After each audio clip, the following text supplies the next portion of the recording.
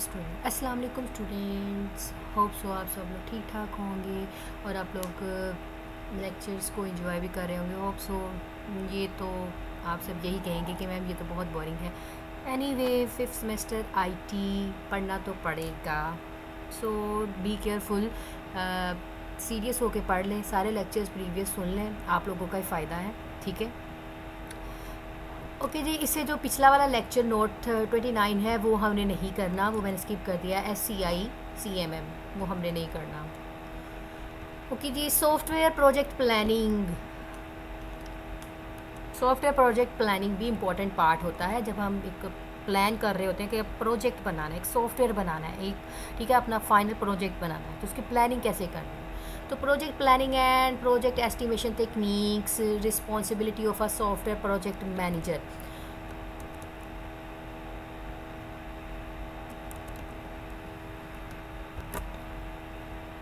Okay,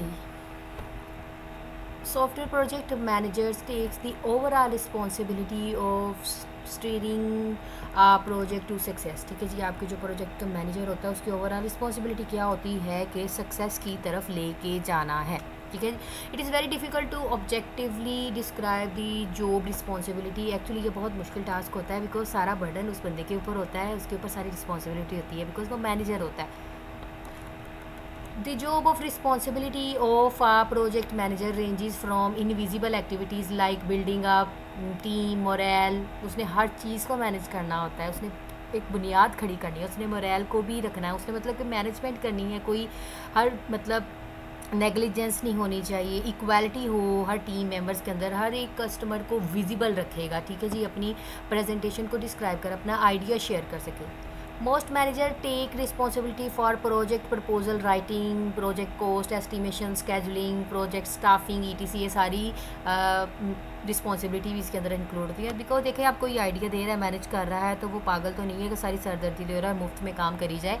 तो वो सारी चीज़ों को सेट करता है, तो उसके लिए पे भी उसको करना पड़ता है। Software process tailoring, project monitoring and control, software configuration management, उसके बाद आती है आपके रिस्क मैनेजमेंट, फिर उसके बाद interfacing with clients, managerial report writing and presentation ETC। ये सारी चीज़ें इस बंदे ने ही मैनेज करनी होती हैं। डील करना किसी से, ठीक है, टीम मेंबर से तो काम करना है ना, इससे तो टीम मेंबर से भी काम करवाना है और बाहर भी इंटरेक्ट करना है, हर जगह पे इसने खुद को रिप्रेजेंट करना होता है। तो इसके लिए सारी जो चीज़ें हैं वो डिफ़िकल्ट टास्क होता है, सरदर्द होता है, न्यूमरस जो है इसके लिए टास्क होता है, ये चैलेंजिंग टास्क होता है। Broadly classified into project planning and project monitoring and control activities. चूँकि मॉनिटरिंग भी करनी है, एक्टिविटीज़ को भी कंट्रोल करना है, एक प्लान सेट भी करना होता है, स्टार्ट टू एंड जितना भी ओवर अंडरटेकन इसी के पास ही प्रेशर होता है सारा। सो हमें लग रहा होता है कि मैनेज नहीं करना, जैसे कि अभी टीचर्स होते हैं तो आप लोगों को लगता है कि टीचर तो खैर है, लेक्चर ही दे रहा है, हमने तो बस सुनना ही होता है, और फिर भी आप लोगों को इतना वज़न लग रहा होता है, टीचर के ऊपर बहुत ज़्यादा ओवर बर्डन होता है। ये आपको लग रहा है कि टीचर तो कोई नहीं, टीचर ने तो लेक्चर ही देना है, ऐसा नहीं होता। तो समझ लेके ये मैनेजर ही होता है, इसे सारी मैनेजमेंट करनी होती है। The project monitoring and control activities are undertaken once the development activities start with the aim of ensuring that the development proceeds per plan, changing the plan whenever required to cope up the situation। तो देखिए, आप कोई काम ख़राब हो जाता है तो ये भी इसके ऊपर इल्ज़ाम आएगा, तो हर चीज़ के ऊपर इसने मतलब फोकस रखना होता है।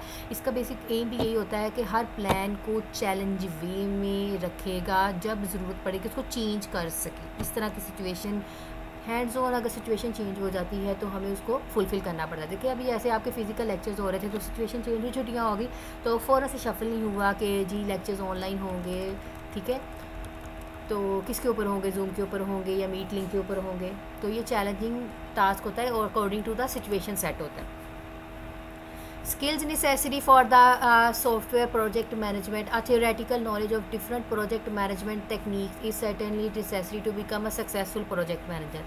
तो आपका जो theoretical knowledge होता है, different project management techniques apply करते हैं तो वो आपकी जो project manager है उसके लिए successful होता है। However, effective software project management frequently calls for good qualitative judgment and decision taking capabilities, जो भी है उसके पास क्वालिटेटिव जजमेंट्स होनी चाहिए, डिसीजंस मेकिंग होनी चाहिए, इस तरह की सारी कैपेबिलिटीज़ आपके प्रोजेक्ट मैनेजर के पास होनी चाहिए।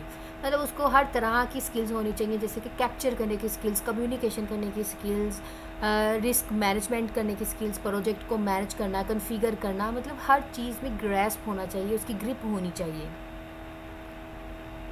कि वो इम्प्रेस कर सके अपने जो भी क्लाइंट्स है डील कर रहे हैं। देखिए आप बिज़नेस भी ऐसे ही होता है ना, बिज़नेस है, सारे लोग साथ साथ दुकानें होती हैं, साथ साथ शॉप्स होती हैं, लेकिन ये डिपेंड करता है कैपेबिलिटीज़ के ऊपर, ये डिपेंड करता है शार्पनेस के ऊपर कि स्किल्स किस टाइप की हैं इस बंदे में कैप्चर करने की।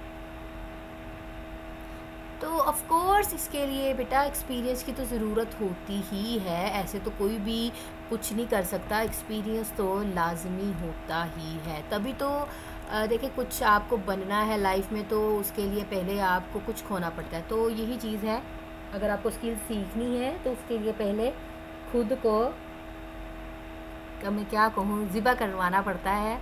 मेहनत में अज़मत है, ठीक है जी। मेहनत करें, मोटिवेशन आपको तब ही मिलती है जब आपको रिजेक्ट किया जाता है। तो बेस्ट मोटिवेशन का एम यही होता है कि आपको रिजेक्ट किया जाए, तो देन आप सीखें उससे, और आपका जो मुकाम है वो बुलंद होता है। जब आपको कोई रिजेक्ट करता है ना, तो आप कहते हैं कि अब मैं कुछ बन के दिखाऊँगा, तो आप तभी वहाँ से सीखना स्टार्ट कर देते हैं जी। Project planning, once a project is found to feasible, जब एक प्रोजेक्ट जो है अब पता चल गया कि ये बनाना है, software project manager undertake project planning, अब वो प्रोजेक्ट की प्लानिंग करना स्टार्ट कर देगा। Project planning is undertaken and completed even before any development activity start. Project planning consist of the following essential activities, तो वो इन फॉलोइंग एसेंशियल एक्टिविटीज़ के ऊपर डिपेंड होता है। Estimating the following attributes of the project, जैसे कि आपका project का साइज़ कितना होगा, इसकी ऊपर कॉस्ट कितनी लगेगी, मतलब what will be problem complexity in term of that effort and time required to develop the product, मतलब ये साइज़ है, तो अब हमें कितना टाइम लगेगा। अब आपकी ये प्रोजेक्ट के ऊपर डिपेंड करता है। जैसे आप लोगों का लास्ट प्रोजेक्ट होता है, ठीक है, आपको 4 मंथ्स दिए जाते हैं, 3 मंथ्स दिए जाते हैं, तो फिर आप उसके अकॉर्डिंग काम करते हैं। तो इसलिए कहते हैं प्रोजेक्ट जो होता है ना लास्ट पे, उसका साइज़ तो बड़ा ही होता है, तो टाइम बहुत कम होता है, तो इसलिए आपको कहा जाता है कि अभी से ही अपना प्रोजेक्ट जो है वो फाइंड आउट करना स्टार्ट कर दें। ओके जी, कॉस्ट, उसके ऊपर कॉस्ट कितनी लगेगी, साइज़ देखेंगे तो कॉस्ट का पता चलेगा जी। Duration, how long it is going to take to complete the development, इसको कितना टाइम जो है वो लगेगा कंप्लीट होने में। एफ़र्ट, हाँ जी भी, कितनी इसके ऊपर एफ़र्ट लगेगी, कितनी इसके अंदर टीम मेंबर्स यूज़ होंगे, तो ये सारी एस्टिमेशन प्रोजेक्ट प्लानिंग के अंदर आती है। The effectiveness of subsequent planning activities is based on the accuracy of these estimation, तो सारी वो किसके ऊपर डिपेंड होती है, इसकी एक्यूरेसी के ऊपर डिपेंड होती है। तो एक्यूरेसी में क्या चीज़ आती है, जैसे scheduling, man power and other resources. Scheduling बहुत इंपॉर्टेंट पार्ट होता है, जब आप इसको स्केजुअल कर देते हैं ना किसी चीज़ को। आप देखो सारे लेक्चर आप एक साथ नहीं ले सकते, आपको पता है कि ये मेरा लेक्चर, इसके बाद दूसरी मैडम का है, दूसरे सर का है, ये तीसरे, मतलब इसी तरह से ऑन, तो वो स्केजुअल किया हुआ है, एक स्केजुअल बनाया हुआ है। Staff organization and staffing plans, risk identification analysis and abatement planning, मतलब सारी A to Z प्लानिंग करनी है। Miscellaneous plan, start to end सारा प्लान करना है। सच क्वालिटी एश्योरेंस प्लान, जिसके अंदर ज़्यादा हमारे कॉन्शियस प्लानिंग आ जाती है। क्वालिटी एश्योरेंस क्या होगी, इसकी कॉन्फ़िगरेशन मैनेजमेंट प्लान क्या होगी, जैसे कि क्वालिटी कंट्रोल क्या है, ये सारी प्लानिंग इसके अंदर आ जाती है। ओके जी स्टूडेंट्स, ये था आप लोगों का लेक्चर, होप्स तो समझ आ गया होगा। कोई भी कन्फ्यूजन है तो आप अपने नेक्स्ट लेक्चर में पूछ सकते हैं। तो अपना बहुत सारा ख्याल रखिएगा। अल्लाह हाफ़िज़।